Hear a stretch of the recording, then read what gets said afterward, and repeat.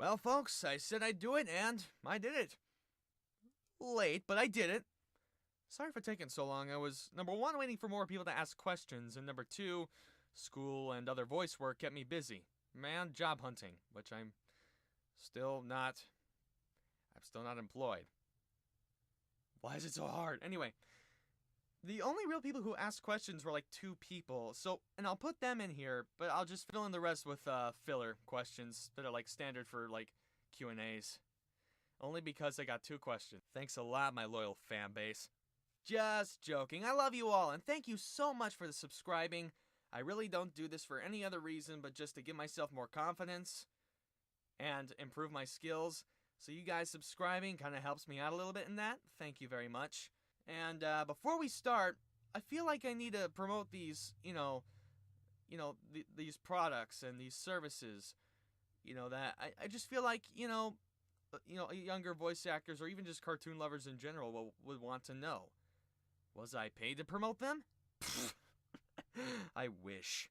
And now to put on my promo voice. Looking for insight on how to get into the voiceover industry? Do you know what a director means when they ask for an ABC? Do you just want to hear your favorite voice actor talk? Then I recommend checking out this stuff. Voiceover Voice Actor, What It's Like Behind the Mic, by Yuri Lowenthal and Tara Platt. It's a great book filled with information on the business, putting a demo together, reading copy, quotes from other actors, and even funny cartoons in between the chapters. I recommend it for anyone who either wants to pursue this career or just wants something fun to read. There's also Voice Acting for Dummies. Finally, a book for me. Much like the last book I mentioned, it's filled with information on the industry and the acting part of voice acting. Also, for future voice actors and all-around cartoon lovers, I also recommend you check out the podcast Talkin' Tunes with Rob Paulson. Every week, Rob sits down with another great voice actor or director or the like, and they chat about the work they do, the fans they encounter, and the funny things that happen in the studio that you don't hear about anywhere else. And for those of you who really want to be a voice actor, I recommend checking out Voice Acting Mastery, a podcast created by voice actor Crispin Freeman. This podcast discusses everything. I'm not kidding. Want to know a few pointers on how to play a villainous character? He's got an entire episode dedicated to that. Don't know what mic to get? There's an entire episode dedicated to that. Just need some encouragement when times are tough? He's got an entire episode dedicated to that. And this man is a genius. I recommend listening to every word he says. Go listen to both of these podcasts. They are free. That's right, folks. The podcast, all this great entertainment and information, is FREE. The books, they're not expensive. They're around $20 each. So check out these great products today. And with that done, let's get down to some questions.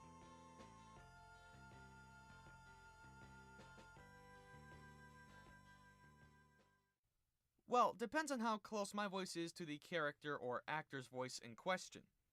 For instance, it's easier for me to do a Jason Griffith's Sonic voice than Kevin Conroy's Batman voice.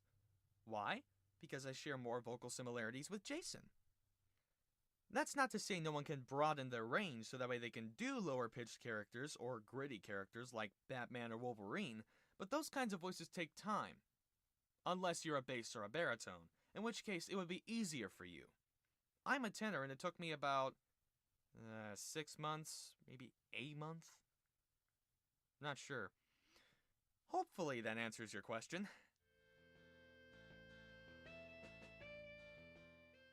Absolutely. I love what I do. Love it, love it, love it. Even though some people do get on my nerves occasionally, that doesn't mean I don't, hate them as people. It just means, well, they annoy me at times. And that goes for everybody. And I really do love everybody. I don't think I have any enemies. And if I do, they're not telling me anything. That and the acting thing and just messing around with your voice, for me it just feels right. Like I'm supposed to be doing this. That's why I enjoy it. Thank you guys for your questions, and now, filler. I use a Blue Yeti USB microphone. It's a great mic and I see no reason to trade it in yet. I know Blue's coming out with a new mic called the Nessie, but as far as I've been told on the product, it pretty much does all the technical stuff for you. All the level checking, gain control is all done for you. I like my Yeti because it taught me good mic technique and editing skills. For beginners or people who just don't want to deal with the technical stuff, this may be right up your alley, but I'll stick with my Yeti for now.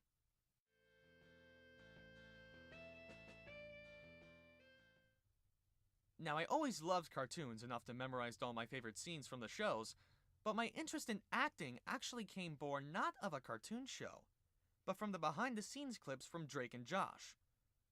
I saw how much fun they were having and thought, hey, I want to do what they're doing, thus starting my first acting lessons, impersonating Drake and Josh. Then, during my freshman year of high school, I went through an anime phase. I'm still a fan of it now, but back then, it was a big deal for me. I eventually got into watching a show called Full Metal Alchemist. Still got some catching up to do on that show. I eventually found out about Vic Mignogna, the actor behind Edward Elric. I then found videos on YouTube of him talking about the work and the stories he told, and it sounded like so much fun, I wanted in. But I never really practiced or anything, so I didn't know what to do. Well, yeah, I definitely did impressions, but I think that was a given. Everyone does an impression. Don't you do Christopher Walken? My first real voice acting test wasn't until sophomore year in high school. Let me explain. There was an option in class to do a radio interview with a historical character. For me, it was Leonardo da Vinci at that point in time. Now, nobody in their right mind in that class would ever think about doing it. I said in their right mind. I'm crazy, remember that. So, I took my computer, I took the mic that I had at the time, which is terrible quality. I'm glad I have my Yeti now. But it's still up. You can still see it. You can go back. I think it's like the third video I ever uploaded. I think. I could be wrong. But you'll see it's a Leonardo da Vinci project. And I played that in class, and I hated what I heard. But everybody else seemed to enjoy it, so I kept with it. And thus leading me to the events that put me to where I am right now as a voice actor. Another note on the acting, though. My freshman year was the first drama class I ever took, outside of junior high, but back then it wasn't really interesting to me. In this class, it was starting to get, fun, and I was enjoying it. And I was like, I want to do this more. But everybody was telling me, hey, go to an art class. Because back then, everyone else, just like me, thought I would be a cartoonist. And maybe I will be in addition to voice acting, who knows? But I went into the class and I was basically retaught everything I already knew. It just gave me good art practice. So after that, I decided I was going to get back into drama no matter how much it took. It took me a year, but finally, in my last year of high school, I finally get back into drama. And with that, I joined 2 theater productions with that group. And man, those were some of the best nights of my life. I'm never going to forget them. So, where to from here? I'm not entirely sure, but I do know this. This is the direction my life has chosen to take. I like this direction. I want to keep going down that road. We'll see where it takes me.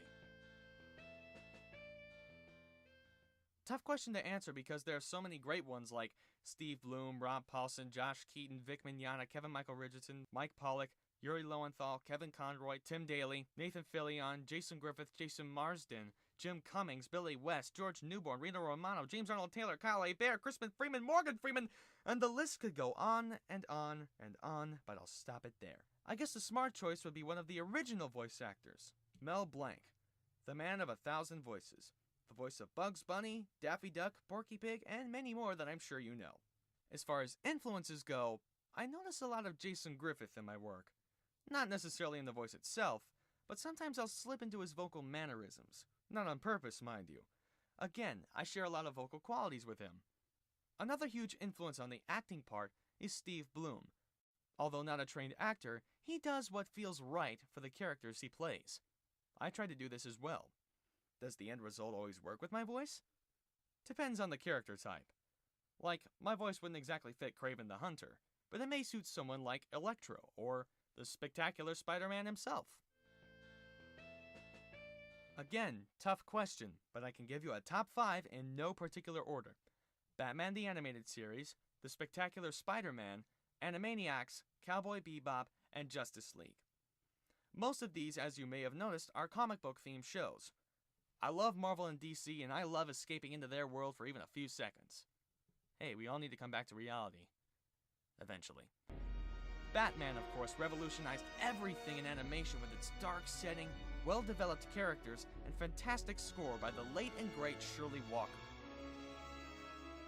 The Spectacular Spider-Man was great because it combined the old comics, the new comics, and even the movies while making everything feel fresh and new. One great thing is that they nod to even the 60s show. Say, does this scene look familiar? Cowboy Bebop for me is sort of like Treasure Planet in the fact that it has all this stuff you think would never work together, but by some fantastic miracle, it does. Its immersive storylines, the fun characters, and fantastic music composed by Yoko Kanno keep me coming back for more. Justice League has every DC hero you can think of. Even Booster Gold shows up. Don't know who he is? Neither did I until this show came around. And Aquaman is taken very seriously here, unlike most DC animated shows. And of course, everyone remembers the Black Green Lantern, John Stewart. The stories themselves were always action-packed, but taking time for the audience to breathe a moment. And this is probably the only show to have an evil mastermind and a powerful robot debate philosophy. Not many shows do this, and this one actually makes you agree with Lex Luthor for once. Yes, I'm evolving. That's why Professor Ivo made me. These past months, I have amassed so much knowledge, and yet I remain confused. Empty. What am I evolving into? What is my purpose? I must know! Tell me! There's no way to tell. And that's why I stay in the game. My purpose, if you will, is to see where it's all going. And you'll live forever. You'll be able to see it all. Is that my purpose? Simply to be a witness? We create our own purpose in life. Now go create yours. My favorite episode from this show is For the Man Who Has Everything. Batman and Wonder Woman visit Superman for his birthday, when they find that he's been put under a deep hallucination where he lives on Krypton with a family and everything he ever wanted. This happens because of a certain plant sent by Mogul, who intends to, you guessed it, take over the world. Of course! This episode is action-packed to the brim. It makes Mogul sexist, which, to a degree, can be very funny. And there is a scene at the end that, I won't spoil it for you, but bring tissues in advance. You may have noticed that the one show that's not very seriously toned is Animaniacs. I started watching them in junior high after seeing Wacko's Wish on Cartoon Network one afternoon. They made me laugh, cry, the works. And they still do. They're especially known for their adult humor in addition to their comical slapstick. Not only that, but the music on the show. Oh, man! Thank God for the Richard Stone team. The Animaniacs may have been the only people to move you, entertain you, and educate you all at the same time. If you haven't watched the show yet, do it. You won't regret it. I apologize in advance for the split sides. Whoa, I just spent 3 minutes reviewing cartoons. Who do I think I am, nostalgia critic?